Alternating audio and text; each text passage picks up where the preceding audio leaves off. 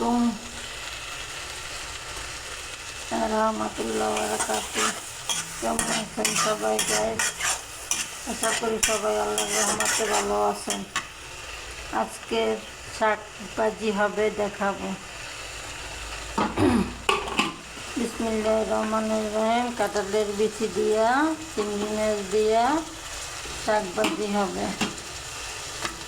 কাঁঠালের বিচিটারে আমি থেতলাই নিচ্ছি, দেখেন আপনারা, থেতলাই নিচ্ছি, না শাকের সাথে মিশবে না। সব কিছু রান্না করার আগে বিসমিল্লাহ বললে সেটার উপর শয়তান ভয় করতে পারে না, বুঝছেন?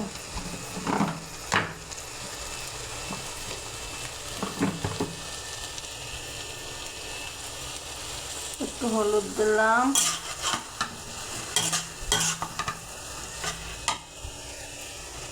একটু আদা বাটা, রসুন বাটা, জিরা দিলাম।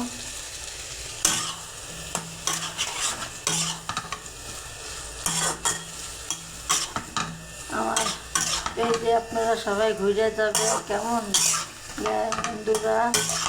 আপনাদের পেজে আমি ঘুরবো, আমার ঘোরার সুযোগ দেন আপনারা, ইনশাল্লাহ সবাই সবার কাছে যাব। এই যে শাকটা, কারা কারা এরকম শাক খাইছেন বলবেন, কেমন?